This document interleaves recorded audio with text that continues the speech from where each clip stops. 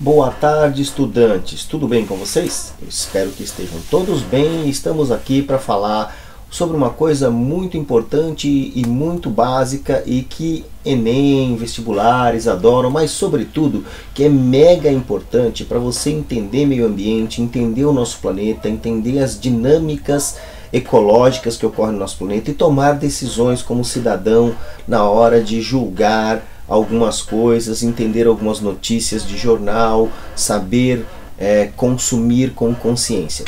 Vou falar de biomas, tá? Bioma é um conjunto específico de ecossistemas que tem uma vegetação predominante e que tem uma fauna e uma flora muito parecidas. Nesse sentido, eu vou fazer uma simplificação aqui e agrupar os biomas em três conjuntos.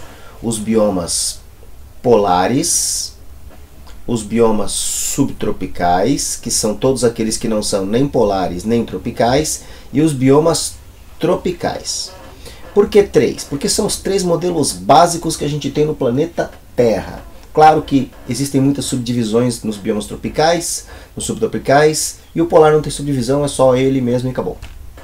Bom, para isso vou usar essa figurinha aqui de planeta Terra, tá? Que tem aqui já os biomas, que foi retirada desse site aqui, ó, o Biome Viewer, que eu recomendo para você estudar. Ele é muito bom, tá em inglês, mas é bem simples e fácil de você estudar.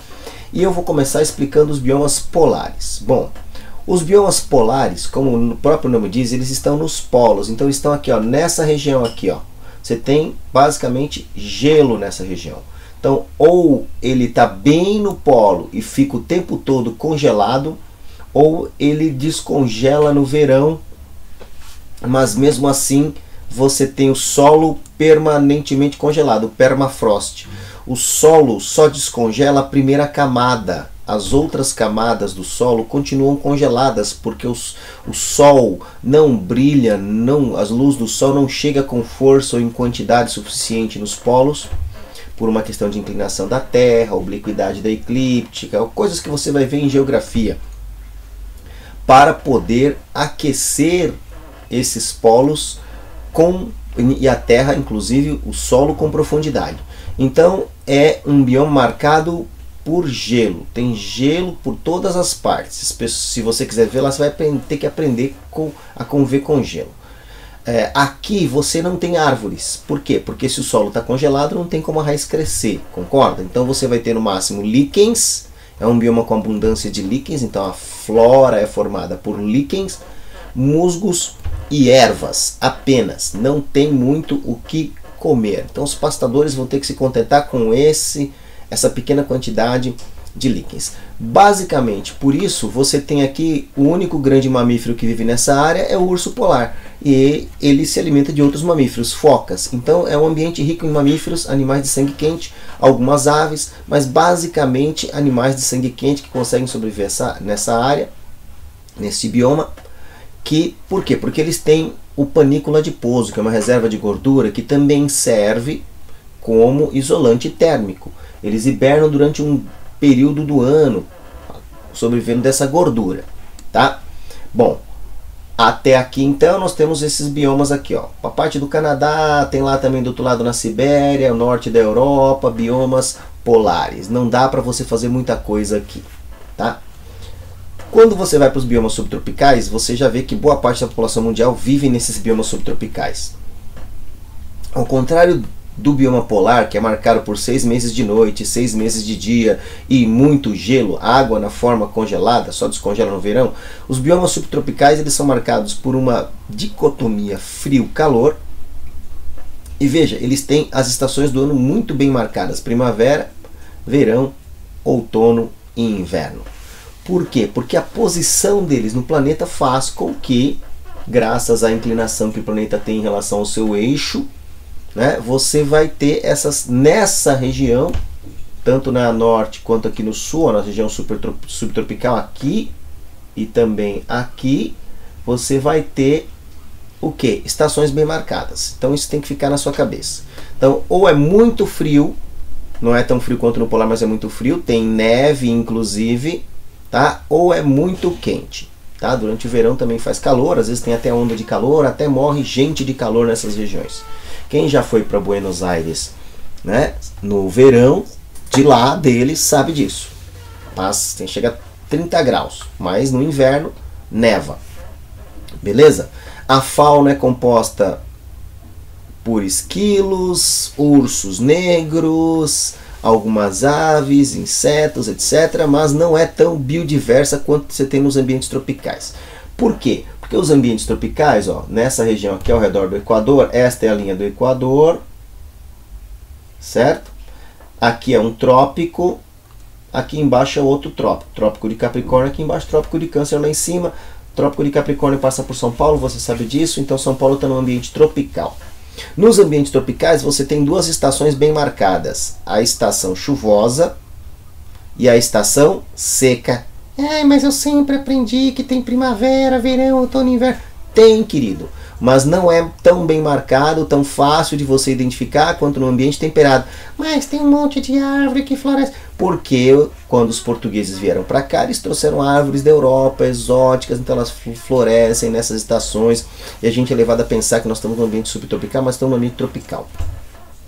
Quer ver por quê? Simples. Não tem crise hídrica aqui? Tem. Então, ó, estação seca. Coisa de ambiente tropical. Tem um período onde não chove. Em alguns biomas tropicais, como a floresta amazônica, esse período de seca é reduzido. Mata Atlântica também. Mas na Caatinga esse período de seca é prolongado. Mas tem um período de chuva. Então mesmo na Caatinga chove. Por isso que a Caatinga não pode ser considerada um deserto. O deserto chove de 4 em 4 anos. Na Caatinga não. Todo ano chove. Pouco, é verdade. Mas chove. Tá? E nos ambientes tropicais você tem então essa divisão entre chuva e seca. Isso está no livro Vidas Secas, na nossa literatura. Se você viajar pelo Brasil, você vai ver que todos os biomas brasileiros têm isso, porque o Brasil é basicamente tropical, tirando-se o Rio Grande do Sul aqui, é claro, né? Mas todos têm tem esse período de chuva e seca. Nossas cidades, como elas são inspiradas na arquitetura europeia, portuguesa e americana, que é de onde vêm os grandes arquitetos, e os livros são escritos lá, e a pesquisa arquitetônica é feita lá, então a gente imita, a gente copia, a gente acaba fazendo um ambiente como construindo prédios, etc., como se fosse um ambiente subtropical.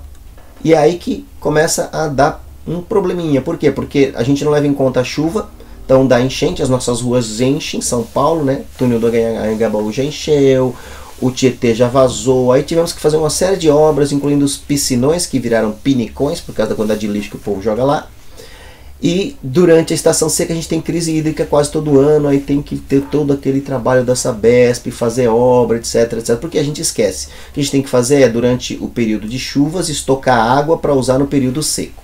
Aqui você tem grande diversidade de insetos nos ambientes tropicais, como tem muito mais luz do sol chegando aqui, né, o que acontece? Você tem mais energia, ó, Equador, energia é alta. Se tem mais energia, a cadeia alimentar pode suportar mais níveis tróficos, mais nichos ecológicos, e é óbvio, você pode ter grande biodiversidade. Então aqui você tem antas, você tem predadores como a onça, você tem diversas espécies de pássaros, enfim, a gente vai ter um vídeo para falar de biodiversidade, tá?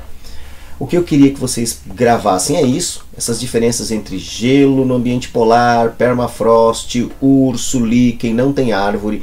Nos ambientes tropicais tem que lembrar que tem árvores com estações bem marcadas, tem uma biodiversidade, mas ela não é tão grande quanto nos ambientes tropicais. E nos ambientes tropicais tem sol forte, mas também tem época chuvosa. Os seres vivos têm que se adaptar a essas duas estações bem marcadas, chuva e seca. E a gente, como seres humanos, também seres vivos, também temos que fazer isso. Gostou? Muito bem, eu sou o professor Borges, esse é o meu e-mail para você mandar suas dúvidas. Agora que você aprendeu mais, virou uma pessoa inteligente, por favor, compartilhe o nosso vídeo, passe para frente, curta, compartilhe, para que as pessoas possam também entender, também compreender como funcionam os biomas. Não esqueça de assistir o Biomas Parte 2, onde você vai entender mais sobre diversos biomas, diversas variações de biomas tropicais, subtropicais e polares.